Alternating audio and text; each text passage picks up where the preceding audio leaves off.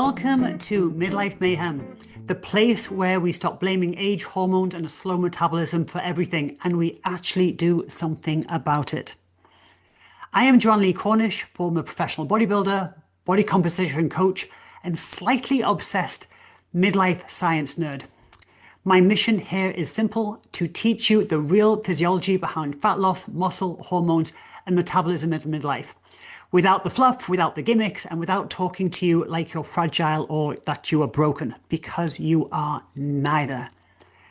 I'll give you the exact science and strategy so that you can become the outlier, the one who looks and feels better at 50, 60 and beyond than you did in your 30s, while everyone else is calling it normal aging. And if you're listening and thinking, okay, that's great, but I don't want to just understand this. I want a plan. I want a coach in my corner. Well, that is exactly what I do. I run online coaching programs, live classes, and I have an elite 10-month program starting in February. Simply go to joannelee.com or click the link in every show note. Okay, let's get started.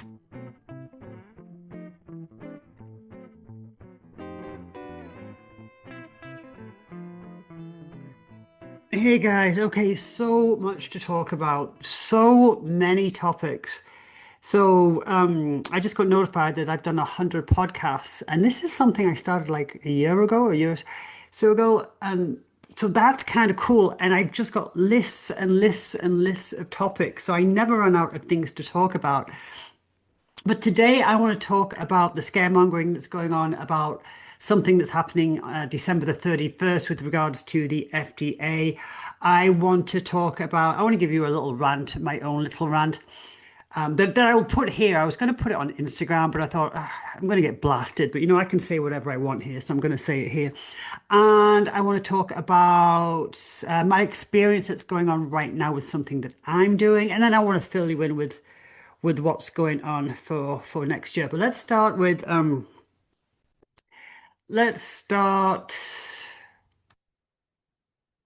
little more information about this podcast. So this podcast was born from my program, which is called the Victory Vault. So the Victory Vault, I run it once a year. It's a 2-week program. And this year it's going to be run at the end of January. I think it's January 26th. And in the Victory Vault, it's basically for people, for really to be clear what they want for the rest of the year, but not just like goal setting. There's a million goal setting programs, but about looking at yourself, looking at the ugly truth, identifying what needs to change, how you need to be different, the person you need to be in order to achieve these goals. So you can't just have goals. That's why a lot of people fail, because they don't become the person that achieves what they're trying to achieve. They just want it to be. So anyway, it's part of this Victory Vault, and such an awesome way to start the year. It's tough love, but it gives incredible clarity. And we did the Victory Vault, and my clients get a lot from it, but I actually get a lot from it every time I coach it. And one of the things that I came up with was like, hey, I want to start a podcast.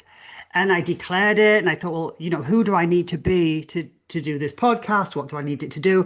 Anyway, it was born from that, and born from my commitment that I started this podcast. And now I've got 100 episodes under my belt. And without my having coached the Victory Vault, I don't know whether I would have started it when I did. I would have certainly procrastinated a little bit. So anyway, I've got somebody else that in the Victory Vault, they decided not to eat fast food, and they haven't done that for 2 years. Anyway, it's an awesome program, and that's coming up January 26th. But by the by, let's get on to what the FDA is doing, why December 31st is a big deal, and why social media are doing what social media does and scaring the bejesus out of people. Now, this was with regards to the weight loss medication, and I feel like I have to spend way too much time talking about this stuff, but this was kind of a big one, and it did just come out. So, well, it is coming up, I should say, so I should talk about it. So what we're seeing on social media, we're seeing posts about the weight loss medications are going away, that the pharmaceutical industries are shutting down your access to weight loss medications, and stock up now because it's going to go away forever. And unless your doctor prescribe it, you'll never be able to get it again. And this is some sort of pharmaceutical power play. And FDA is taking away all the affordable options. And so all this is going on. And when I look at the people saying it, it's usually by some of the compound pharmacies that sell it. A lot of the compound pharmacies that are doing the telehealth and selling the medications that way, and they've been doing so for quite a while. But what actually happened? And I know we love to slam the FDA, right? And we I know they give us a lot of ammunition for which to slam them, but what did they actually do? And I'll compare this to, we're talking about weight loss medications, but this isn't anything new. So what happened with compound pharmacy? So let's first describe what a compound pharmacy is. So compound pharmacy, they exist for a very specific reason. So they exist to customize medications when commercially available products cannot meet that patient's needs. So they don't exist to undercut the FDA-approved drugs. They do not exist to give us cheaper options, mass market alternatives. They do not exist to replace the pharmaceutical supply chain or anything like that. Compounding is about individualization. It's not about scale. It's not about mass production. It's about individualization. So if we think about, forget the weight loss medications for a while, but we think about, what is compounded and why? So let's talk about hormone replacement therapy. And somewhere in these 100 podcasts, I did do that. I did talk about this. So the FDA approved hormone products are things like estradiol patches, oral progesterone, combination products. And for many people, like myself, they work just fine. But for a large percentage of women, especially ladies in midlife, they don't work. The standard doses don't work. And this is why you get compound pharmacies who compound HRT in a way that there are doses that are not the standard FDA approved doses. And that's how the compounded HRT is legal and appropriate, because they're literally just customizing to different doses to suit certain individuals. So when I worked with Dr. Howard, my favorite doctor who passed, and I was using compounded hormones then. So he would look at my blood work and he would compound specifically my estrogen, my progesterone, my testosterone. And I got them from a compound lab called Glucose Pharmacy I think they're in Irvine, because they were compounded. So since then, since Howard died, I found somebody else, and I've actually been able to move on to the FDA approved and therefore insurance covered standard dosing. So I've since been able to move on to an estradiol patch, a standard progesterone oral, and for one, my monthly bill went down considerably. But that's the only difference, is one was compounded to a specific dose and the other are FDA approved standard dosage. So let's take the estrogen patch. So the estrogen patch come in fixed doses, but a woman might need, especially as she's entering perimenopause, she might need less than the lowest dose available, or there might be a dose that falls in between the two commercial options, and that's not an FDA approved product. But the compounding pharmacies can legally fill that gap and give precise dosages. Now, ladies, if you've been on this journey, if you're on this journey, or we just know with the fluctuations of our hormones our whole life, that, one dose doesn't necessarily suit all. And I know plenty of women that have got the estrogen patch and they're cutting it in halves and they're cutting it in thirds and things like that. So it is a little bit more tricky to find your way onto the appropriate dose. And then as we get older, that dose just does change. I feel like when people get older, so I'm 58, and my normal estrogen is well tanked, and so a standard dose is very appropriate. But if I had started, say, I didn't actually start estrogen until I was 50, I don't think, but say you're 48 or something, then a standard dose is probably going to be way, way, way too high for you, but you still might need a little help. Perfect. We have the compound pharmacies that come in, they bridge the gap, and they customize the dose specific to that person. Now, they do a great job. Now, the insurance companies don't thank them and they won't cover it. And I think when I was doing compounding, it was costing about between $300 or $400 a month or something. It was insane. So I was quite glad when I got older and just able to take a standard dose because that bill went down. So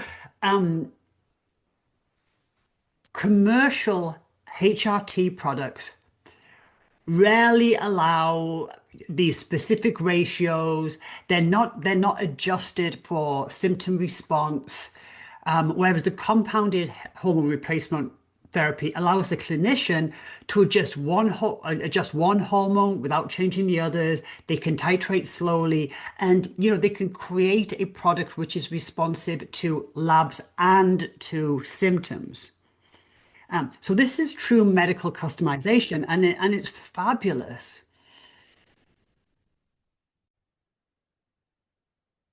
I've got to throw in here that with regards to testosterone, and this is a big one, there is no FDA-approved testosterone product for women in the USA, which is absolutely insane. It's absolutely insane.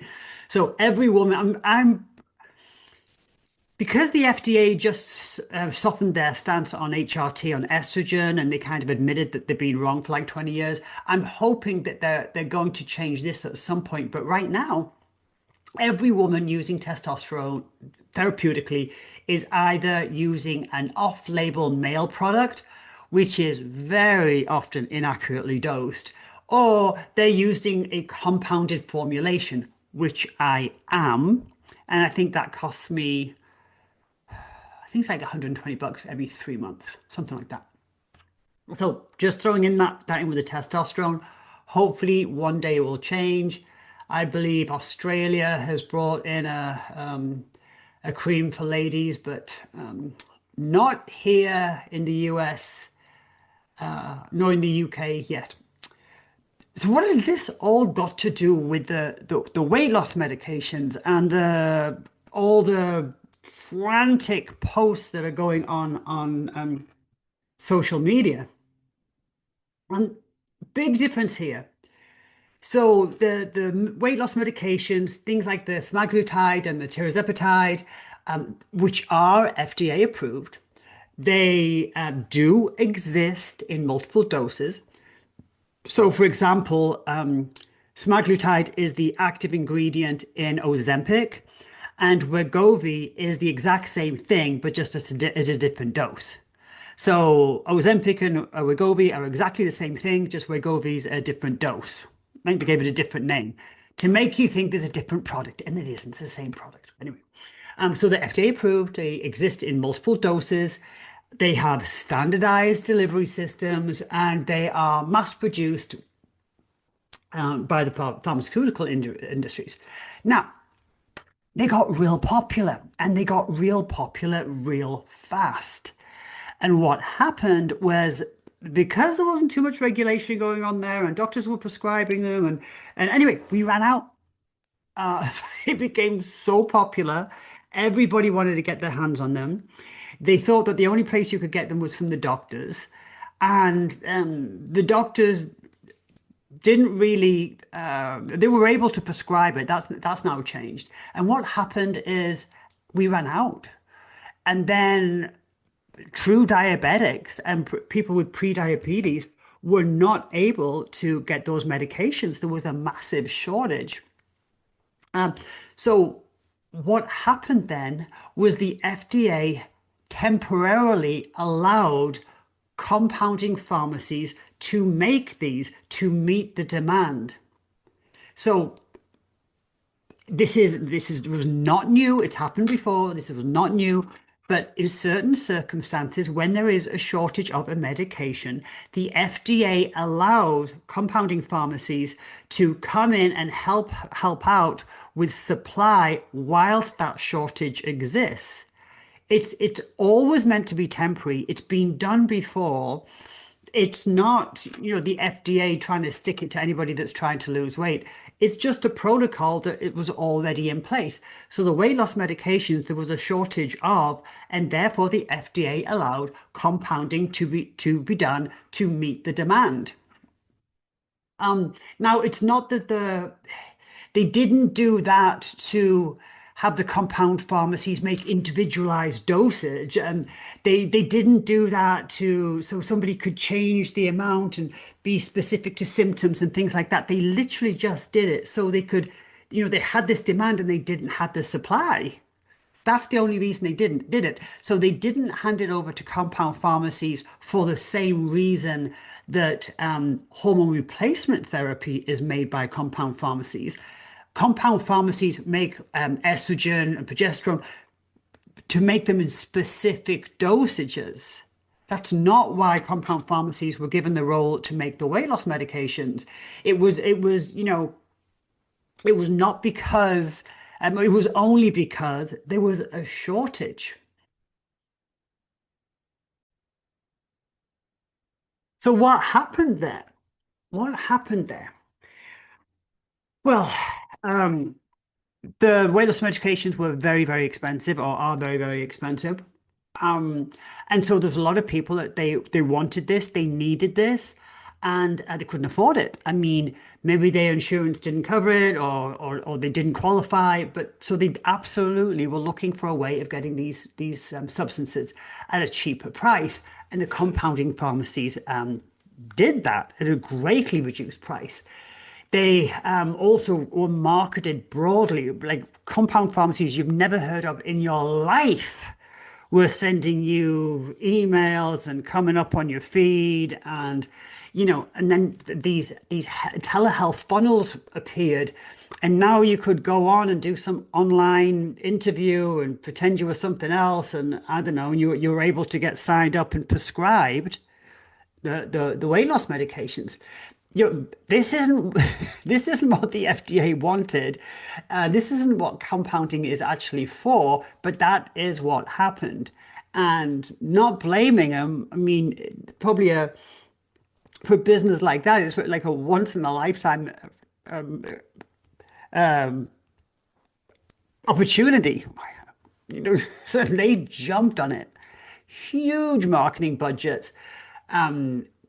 Gosh, you didn't even have to go to a doctor. You could just meet somebody online and pretend your BMI was something, or answer the questions correctly or something. I don't know. Anyway, that's what happened. But also what happened is the pharmacies like Eli Lilly and Novo and people like that, they were all ramping up production. They got caught off guard, but they were like, hey, we are good. We're going to ramp up production, and now there is no shortage. So the pharmaceutical pharmaceutical, that was kind of, anyway, pharmaceutical industries like, hey, we're good. We've got a lot of this stuff. We were totally prepared and capable of producing these medications. So once the shortage ended, the legal justification ended with it. So why is December the 31st so important, and why the social media posts saying stock up because January the 1st you're all gonna be fat again? I don't know. Please, when I talk, take my English sarcastic sense of humor into account, okay? Sometimes it gets lost. So what happened was the weight loss medications were on an FDA shortlist of where there were shortages of, and compound pharmacies could fill in the gap. But when the FDA actually removed these drugs from that shortlist, they allowed a wind down period. So the wind down period wasn't imposed on anybody. It wasn't, they're not going to shut anyone down or go raid their pharmacies. But what they did is they gave the compounding pharmacies a little bit of time to finish up prescriptions, stop accepting new patients, and transition back into legal compliance. And most pharmacies chose December the 31st as their cutoff. Not because anybody was coming to shut them down, not because of a big conspiracy, just because, compounding law reverted to its normal boundaries. So here's kind of the cleanest way to understand this. Compounding HRT, so compounded hormone replacement therapy, these are FDA products that cannot meet all patients' needs. So the doses, the ratios, the formulations vary widely, and the compounding allows for really great customization. And that customization in the field of hormone replacement is really essential because everybody's different, and it depends when you're going in, what age you are and where you are in that journey. The weight loss medications, the compounding is ended simply because the FDA products do meet the majority of the needs. So the FDA products, the doses that are offered, they do fill most people's needs. There's no need for these nuances. To my knowledge, the FDA isn't microdosing anything. So the compounding was simply filling a gap, not a medical gap. It was just filling a supply and demand gap. And that's the line that the FDA is enforcing here. So the FDA isn't taking something away. It's not coming after you because you're saving a bunch of money. It's just a system returning to its original purpose.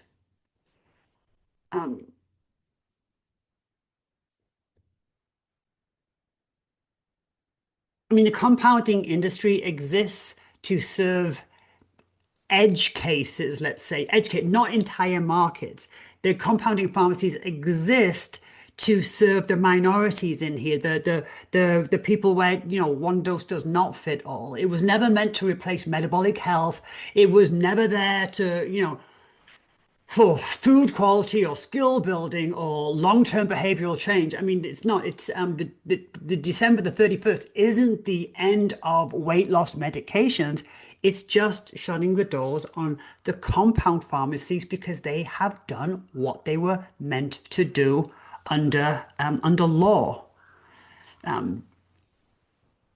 Basically, it's the end of pretending something that was always temporary was permanent. It was never permanent.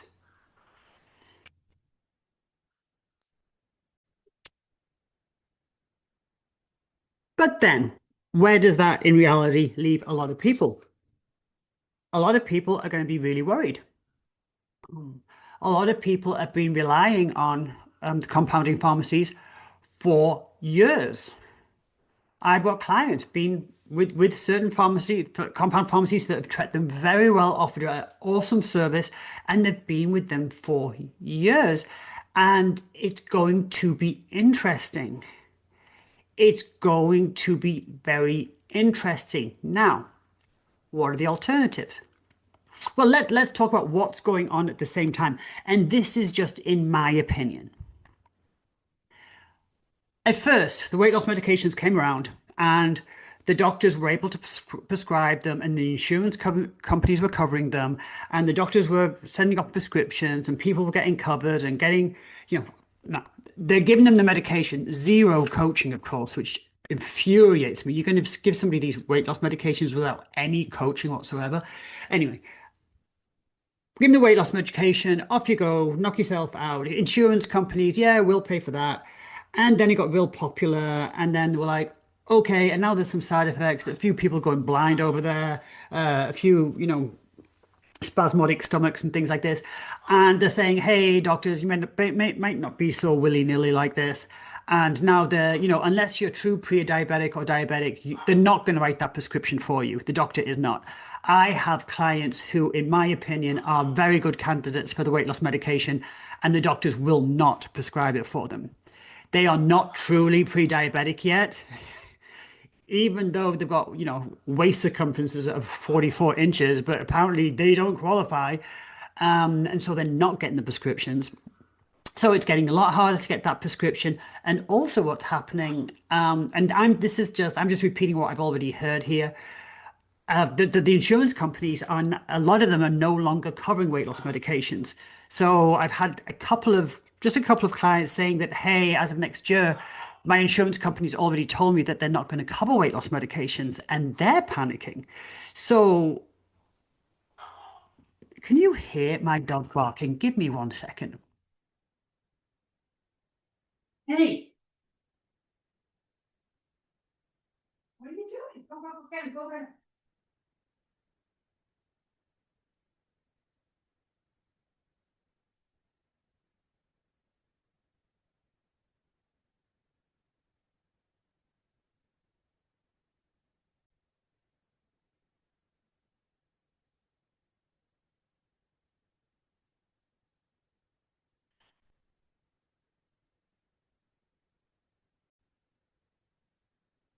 Sorry about that. I think there might just been a pause. The thing about stories is they are FDA approved.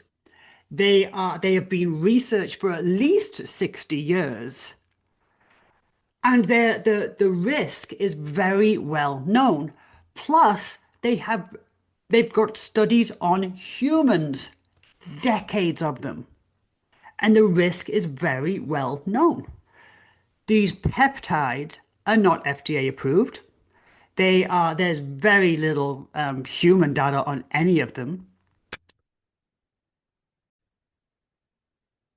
And the risks, as far as I can see, are pretty much unknown because a lot of people are just literally taking them wrong. So the people that are jumping on the peptides, and I have no problem with them. I've got some in my fridge myself, but you can never, ever, ever frown or criticize or judge ever anybody that has like some biceps on them, any girl that looks muscular.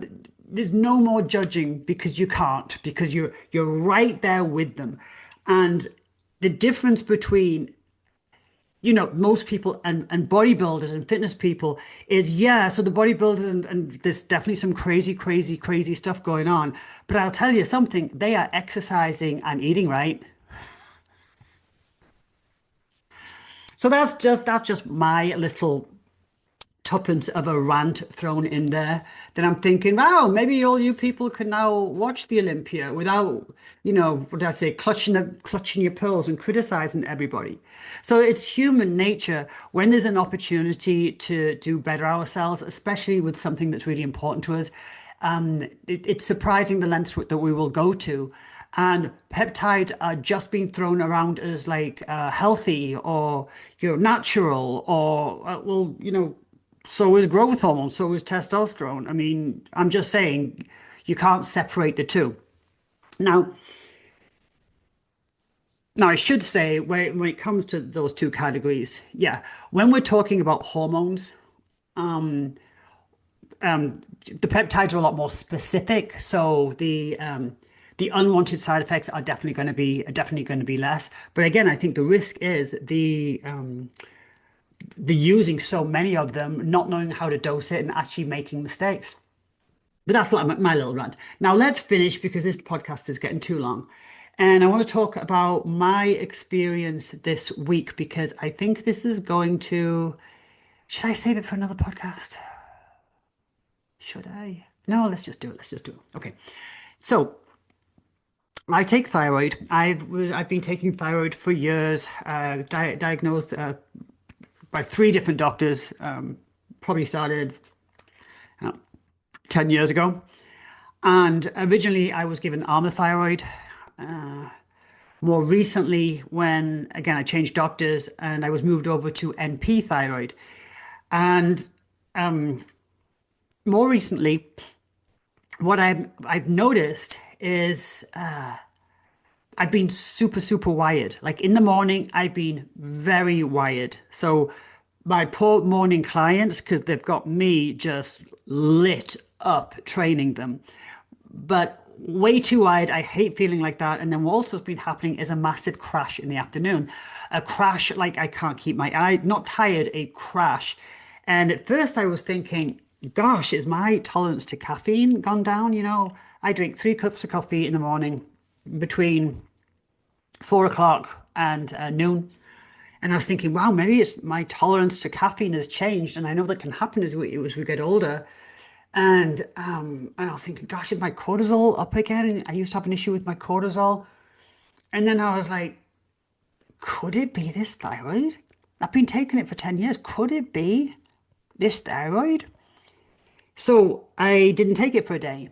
And I was chill and calm and got a little tired in the afternoon, but I felt pretty good. And I'm like, oh boy, it's a thyroid.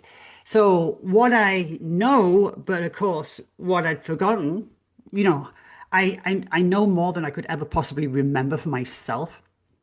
And it's and so it's kind of ironic when it's happening. I'm like, oh yeah, I knew about that. So the message to you ladies is if you're taking thyroid medication, you can become more sensitive as you get older to it. And it's the drop in estrogen that's going on there. And that is what's happening with me. So what to do about that? Well, first thing I'm going to do, well, first thing, I got all my thyroid medications and I cut them in half, all of them in half. And so I tried just taking half again, totally wired, totally wired.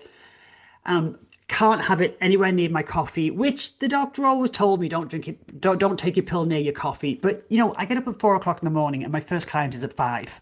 So tell me when to have my coffee, all right? So what I've done is I've played with that a little bit, and I found that taking that a few hours later, I've drinking my coffee in the morning, but getting going, and then there's a big space of time there while I'm not eating, taking it. But what happens there, guys, is with these thyroid medications, so I'm talking about Armour Thyroid and the NP Thyroid here, they are a combination of T4, T3, T2, and T1. It is the T3 that's knocking me around right now. The T3 is very fast acting. It spikes very quickly. It spikes, in between like 1 and 3 hours. And because my estrogen has dropped, it's knocking me off it's knocking me a little bit too high, making me feel a little bit too wired. And I want to bring this up because if there are ladies listening and if there are ladies listening and maybe you take a thyroid medication, but you're also very anxious. Now, this could also be coupled with perimenopause when, a lot of ladies get very anxious anyway when their progesterone drops and they find themselves in a place of estrogen dominance.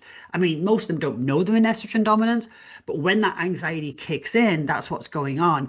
Now, imagine then that you're the lady that's progesterone's dropping, you're in estrogen dominance, your anxiety is going up, you don't know why, and maybe you've got a sensitivity to that thyroid medication that you've been taking for so long. Got to unravel that. So, ladies, if that applies to you, so what I've done is I've halved the medication. I've timed it at a different time. I booked an appointment to see my doctor. So I see her, my nurse practitioner. I see her on January the 22nd, and I will do my blood work before then. I want to know what the data is. I want to see what my numbers are. And I want to have an educated discussion with my health professional. And that's what I suggest you guys do also. What are your symptoms? What are your blood work? Have some intelligent questions to ask your health professionals so you can actually leave with a solid answer and not just walk out with a prescription because, okay, I'll take that. So that anxiety thing was interesting for me because, I know that. I know women can become more sensitive to thyroid medication as they get older, and I just hadn't realized that was what was going on with myself. A couple more things. I have now have my schedule for 2026, and it's huge. The request is always, I do Muscle Month and Mastering Midlife once a year, and I'm always asked to do them more than once a year, so I'm going to do them twice. But the programs, my programs, there will be one, two, three, four, five, six, seven, eight, nine. Oh my gosh. Oh my gosh. There will, is that right? One, two, three, four, five, six, nine. Oh my gosh. There's nine programs, and one of them's a 10-week program going on, and they start on January the 12th with the peak week 5-day shred. So those of you that know me, it's epic. Doesn't matter if you need to lose weight or not. If you do, you're going to lose a bunch of weight. But it is the perfect reset to get rid of old habits and reestablish new ones or bring new ones back. Everybody has a blast. It's a very fun week. But if you are new to me, then, and if you're interested in my coaching, I would really jump in on that program because the Peak Week 5-day shred, it's what it does for me is it gives me the opportunity to show people how I coach. There are four coaching calls in a a week-long program. And I don't just coach that program. I try and give a lot of information about other topics. I really want people to get a feel for how I coach. So I do it at the beginning of the year because a bunch of people have got a lot of bad habits over the Christmas period. They want to reset, they want to feel back in the groove. But it's also just such an awesome time for me to introduce myself to you and hopefully encourage you to follow me through the year with the programs. So Peak Week 5-day shred is starting on January the 12th, and the website will be in the show notes, but it is 5dayshred.com. It will be followed by the Victory Vault, which is, I told you, that's how this podcast started. That will be on January the 26th, a 2-week program. Then we're going to do Muscle Month. Then we're going to do Mastering with Life. Then I'm going to do the signature program. Then I'm going to do a brand new 10-week personal training program, which I haven't started writing yet. So, okay. Then I'm going to do Type 28, and then I'm going to do Muscle Month again, and then I'm going to do Mastering Midlife again, and we will end on December the 31st. I basically told Kevin, Saturday morning, you're by yourself, sir. So that's all on. There's going to be a link in the show notes. What did I call it? Joanne Lee 2026, I think I've called it, with all the dates and links. But again, if you are new to me, my God, I would jump in on Peak Week. I really would. Either Peak Week or the Victory Vault, because these are, a low priced option to get in and get a taste for my coaching, because, these programs do not come around again. I mean, if you miss Muscle Month in February, you'll have to wait till October. If you miss Mastering Midlife, you'll have to wait till November the 30th. So look at the schedule, but gosh, guys, jump on in. And I also still have, a Perfect 10, which is my 10-month coaching program. And that is where I just want 10 ladies. It will start on March the 1st. It is a much higher ticket program, which will not suit a lot of people. But for 10 ladies, it is my highest level of coaching. If you want that much coaching, that much support, access to all the programs, but also private coaching, small group, mastermind coaching, 2 retreats, and so much more. Even I send my products to you every month. Then that is a Perfect 10. The web page isn't built yet. Next week, the new website will go up. But that one, it's a higher price point, guys. It's the most coaching I've ever offered in a program. But that starts March the 1st. And I appreciate that's not for everybody. So meanwhile, we've got everything else going on. So the new website is joannelee.com. It will be live next week, and I'm sure there'll be teething problems. So for right now, if you want to see the program schedule, just go to Joanne Lee 2026. And if you've got any questions at all, if you want to contact me, if you'd like to book appointments with me, consultations with me, so I can help you with any of your peptide use. I didn't think I would ever do that, but I think there's a really great need for it, and it's going to be even bigger when people lose access to the compound pharmacies. So let me support you in that. But that is it for now. There's one more thing. I am being encouraged to make this podcast a video podcast. And I'm being told to do that because, oh, then you take the clips and you put them here and you repurpose it. And oh, no, no. I've been resisting it. But then I was talking to my sister-in-law. She's basically my sister. I hate to add that in-law because she's my sister. And she's like, oh my gosh, Joanne, you're so real. You should totally do a video podcast. And I'm like, but Lisa, I'm going to be in my pajamas with a bun on my head. And she thinks you'd like that. So if you guys are okay with me in my pajamas and a bun on my head, and maybe we'll call it the pajama podcast.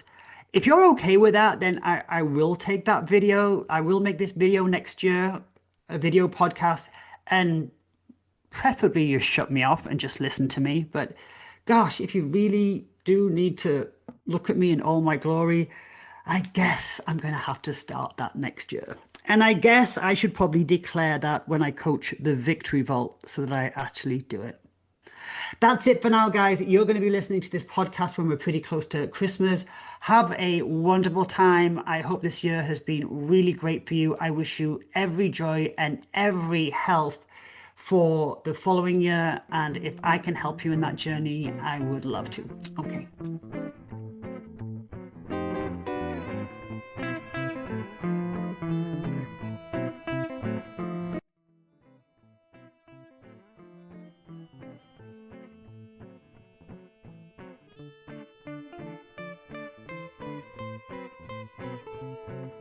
Thanks for listening to Midlife Mayhem. And remember, midlife isn't something to be scared of, but it is something to be respected. It's not the decline that everybody expects. It's the opportunity to take full control. And it's actually the final and last real opportunity that we have to become an outlier in midlife and beyond.